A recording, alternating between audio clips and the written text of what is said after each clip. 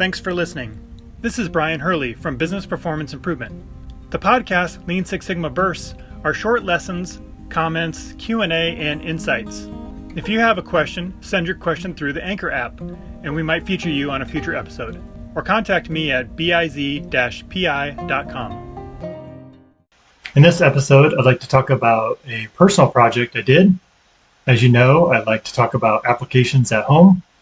This was a storage unit cost reduction project that I did with my wife.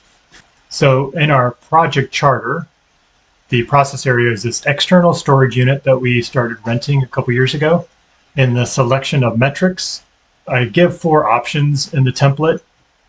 You can choose from one of those 4 or any others, but one is process time, the other was number of items, third is floor space, and fourth is success rate or some kind of yield or quality. I chose number of items to eliminate and then floor space as the key primary metrics. And there's also a cost impact as well. The unit cost us $160 per month or $1,900 per year.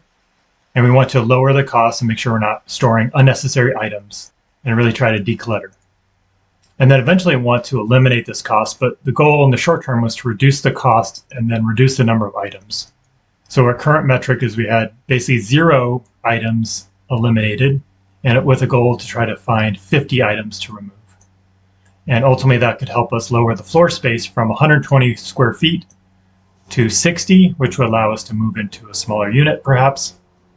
So we'll dig into it and see what's going on. But we started this in January of last year with the goal to complete it in 30 days. So the first thing we did is take some before photos of what are the items that we're actually storing. So we took photos from the storage unit itself. Next, we did a waste walk, waste observation form, and transportation waste was traveling to the storage unit and back, which is only about a minute away, but that takes time and gas.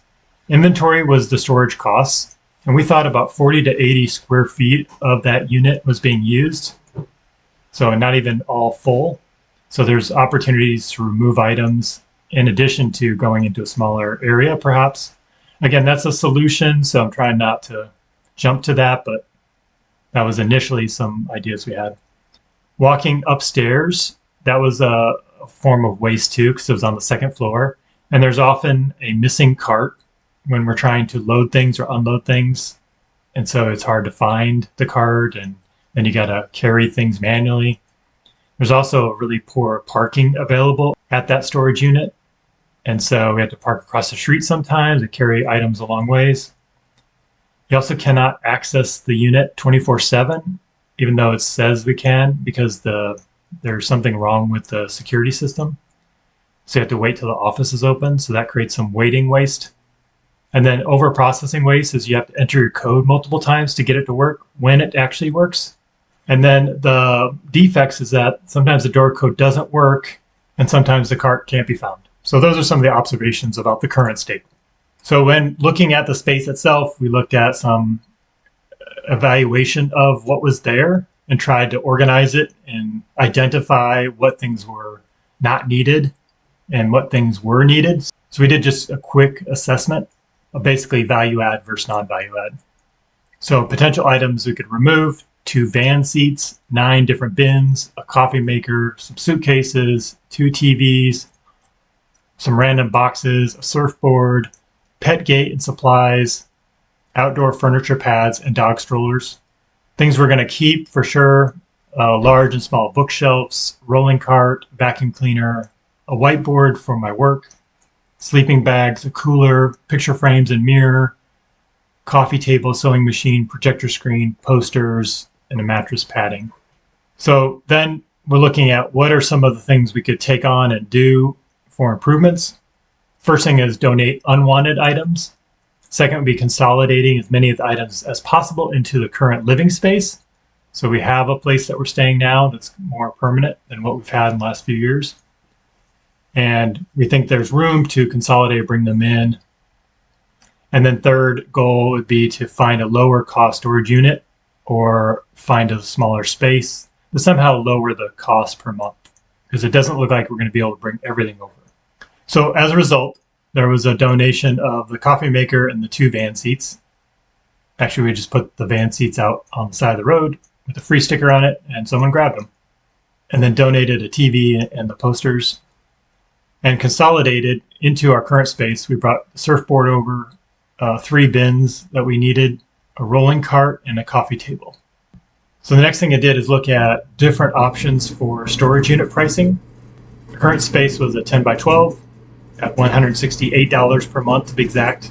The estimated space we needed, we thought would be about 50 square feet, which would run under $100. And so a couple of criterias we put together for selecting the best option. One would be distance from our house. So the closer, the better. It's less travel. The monthly rent, which sometimes there's move-in specials, but that doesn't account for the total cost. So it needs to be the total cost over a whole year. Ease of access into the building. Climate control is something we consider or thought about. The safety in the neighborhood, the cleanliness of the storage unit place itself, and then the ease of being able to bring in a vehicle and just being able to make a move if necessary. Let me pause for a moment to tell you about our sponsor, Creative Safety Supply. Creative Safety Supply is a great resource for free guides, infographics, and continuous improvement tools. I recommend starting with their 5S guide. It includes breakdowns of the 5 pillars, ways to begin implementing 5S, and even organization tips and color charts. From red tags to floor markings, it's all there. Download it for free at creativesafetysupply.com/5S. So we did look at a couple options. Basically, we could either move to a smaller unit in the same storage unit company, or we could find a new location. It looks like for annual cost, it might be a little higher with a new location. So the price is pretty good by just moving in their current location to a smaller unit. The distance is a little further away for a new location, so that's a negative. The current place we have is below average in terms of cleanliness, but the new location is much cleaner, so that's a positive on that side. The ease of moving is because it's closer and we're already familiar and we already have an account, that makes it easier, whereas the new location would be more difficult. You have to set something up new and do deposits and all that. The safety is not as great in that area that we're at, but in the new location it's better. And then the size of the space is a little bigger on the unit if we move versus what new locations are offering, like 72 versus 60 square feet. And then both are climate controlled, so that's not really a factor. So overall, we decided to just move the unit. So before, we have the storage unit that was 120 square feet. And then I've got a during picture where we've completely cleaned it out. And then I have a picture of the new space, which is smaller, but everything's kind of sat in there. And then we don't really have anything stacked. So actually, like half of the whole top part is waste. But you'd have to bring in some shelving and things like that to take advantage of it. So for now, that's going to do.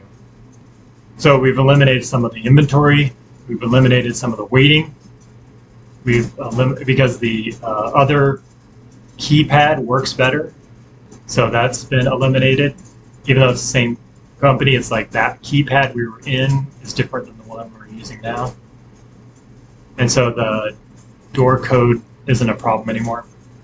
We still can't find the cart, and there's no elevator in this one, but none of the stuff we have is very heavy, so that's not too bad. So for improvements, we've got the elimination of items. We got to about 20 items eliminated instead of 50, but we were able to lower the square footage from 120 down to 72 for a 40% improvement. The annual cost went from $1,900 down to $10,068, so a 43% reduction in cost and about $900 in savings a year. And I have one new update. As of yesterday, we have pulled everything out of the storage unit and canceled the contract. So now we're going to go down to $0 of annual cost, which is great. We still have to figure out how to consolidate all of our stuff into our current living space, but the idea was that we would go over there regularly and kind of go through the stuff and start chipping away at what doesn't belong. That didn't happen. We just never have time, right? Out of sight, out of mind. So bringing it over here is going to force us to have to deal with it, and we'll find a spot. So now it's going to be easier for us to make decisions about what stays and what doesn't stay. So if you'd like to learn more about the Lean at Home training and certification, I'll include a link. But you can also see some examples at lean6sigmahomes.com, where I've got a lot of articles and videos and examples that might inspire you to get more organized in your living space. So I hope you found that project helpful. And if you've got an example of a project you've done, please share it with me. Go to LinkedIn and send me a message. And if you want to take the time to document it, put it together, I'd be happy to post it on the lean6sigmahomes.com website. I'll also include a PDF that you can download so you can see the pictures and the template that I was using. Thanks. Whether you work in a manufacturing company, at a hospital, within a government agency, or volunteer at a nonprofit organization or NGO, continuous improvement is necessary and essential. For the past 25 years, I've been helping organizations implement Lean and Six Sigma methods into their culture. And I've compiled all this knowledge into the 7 best practices that are essential to any organization. If you sign up with your email, you will receive a link to the YouTube video, you will receive an audio podcast, and a summary document you can download. The video takes less than 30 minutes to listen to, and it will help you fully leverage the power of these methods and ensure your organization has a solid improvement culture and foundation. Go to biz-pi.com and look for the 7 Continuous Improvement Best Practices document.